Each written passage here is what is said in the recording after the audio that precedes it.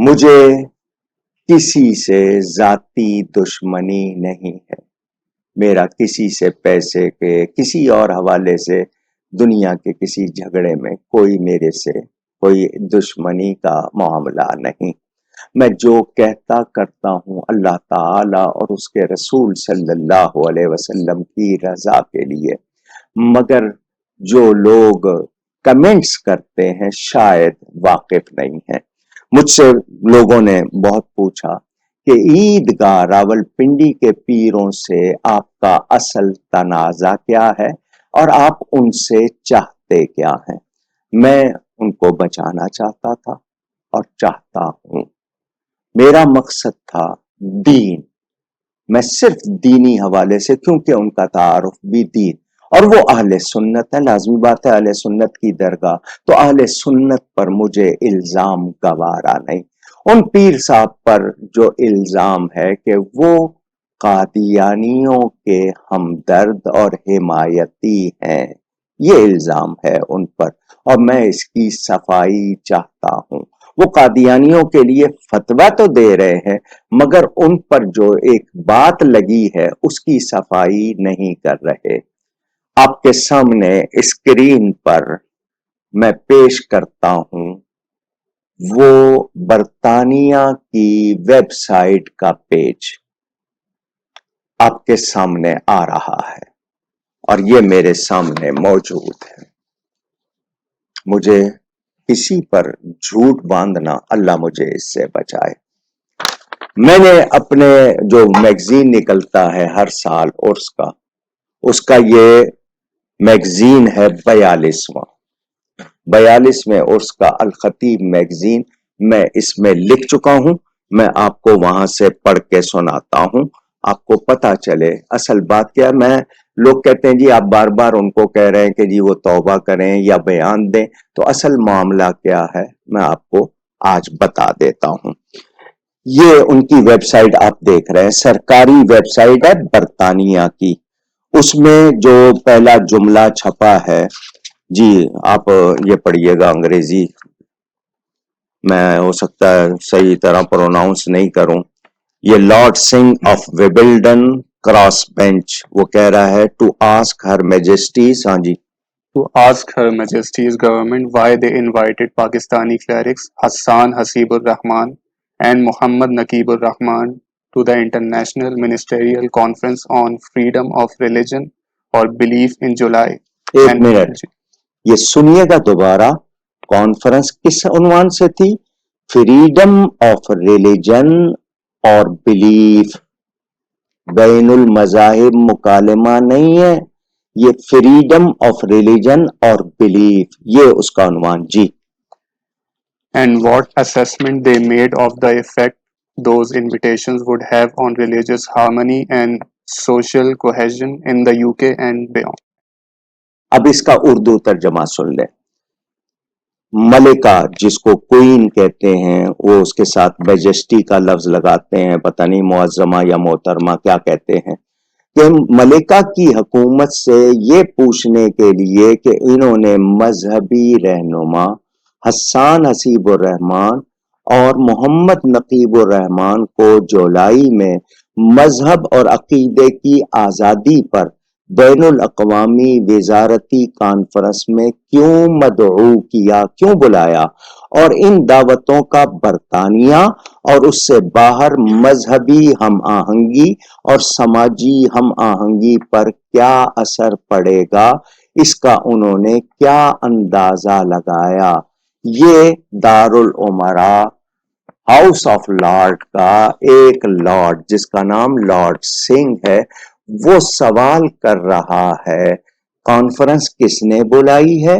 Lord Tariq نے، جو وزیر ہے قادیانی ہے، اس نے یہ کانفرنس بلائی. جب کانفرنس بلائی جاتی ہے تو ایک دن میں نہیں، اس کے لیے مہینوں پہلے یہ لارڈ طارق صاحب پاکستان آئے تھے، حسان حسیب الرحمان صاحب سے ملے تھے، پھر کتنے عرصے تک یہ ان کے مراسلات چلے ہوں گے، کتنے رابطے ہوئے ہوں گے. اور آپ سمجھ سکتے ہیں کہ برطانیہ میں جو لوگ ہیں ان کو تو سب سے پہلے بلایا گیا ہوگا, ان سب نے انکار کیا تھا. اور یہ خبر پیر صاحب کو تھی کہ وہاں کے علماء نے جانے سے انکار کر دیا, اس کانفرنس کو اٹینڈ کرنے, اس میں شرکت کرنے سے انکار کیا. گواہیاں موجود ہیں. اب آپ سنیں کہ لارڈ سنگھ سوال کر رہا ہے سرکاری ویب سائٹ پر. لارڈ طارق قادیانی جس نے یہ کانفرنس کا سارا پروگرام بنایا تھا, اب اس کا جواب سنیے. This question was answered on 28th of September 2022. The UK government consulted with international and domestic partners and set up a Conference Advisory Committee (CAC) with representatives from a range of religion or belief communities, academia, and human rights groups to consider invitees to the UK-hosted Conference on Freedom of Religion or Belief (FORB). In the spirit of fostering a healthy dialogue and promoting open societies, we invited a wide and diverse range of participants from over 120 countries. We successfully brought together over 800 faith and belief leaders, human rights actors, civil society, and 100 government delegations to agree and work towards joint action on promoting FORB for all. اب اس کا اردو ترجمہ سن لیجئے.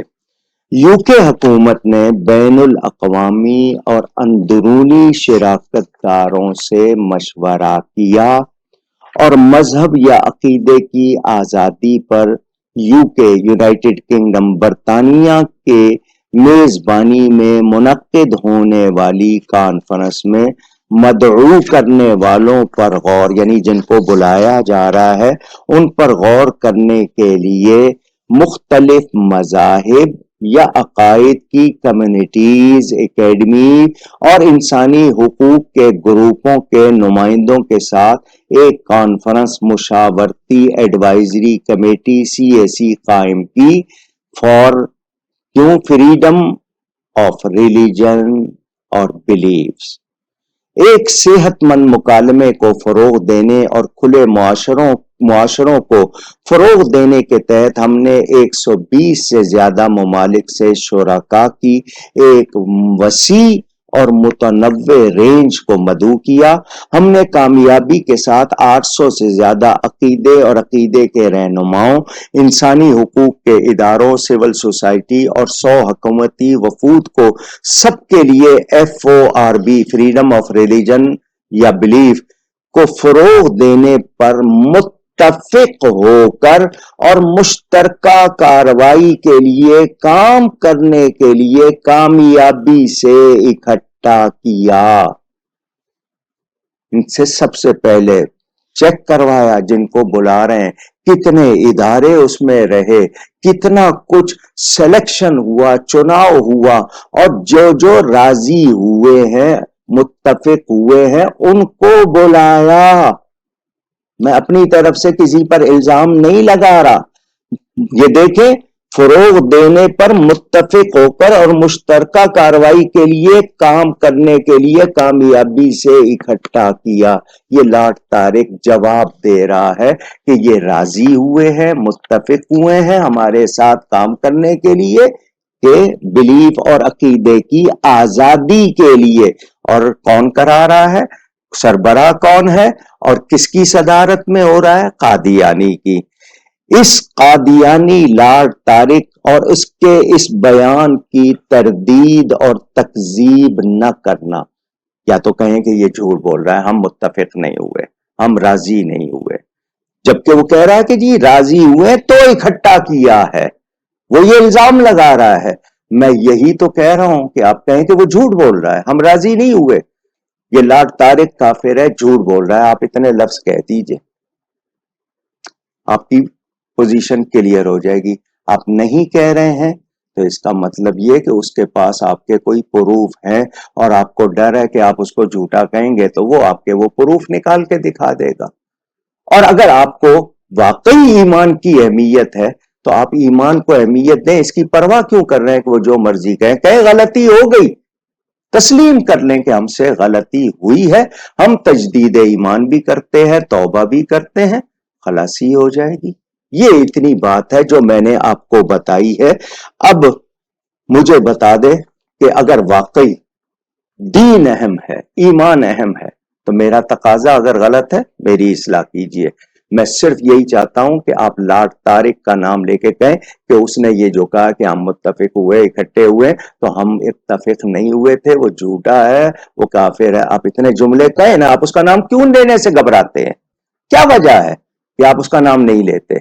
اگر آپ کو ویزے عزیز ہے، آپ کو بیرونی دورے عزیز ہیں، ایمان عزیز نہیں ہے، تو پھر میرا اعتراض تو یہی ہے۔ اور جو آپ کی تائید کر رہے ہیں، ہیر پھیر کر کے لفظوں کا آپ کو بچا رہے ہیں، پھر وہ کس حکم میں ہوں گے؟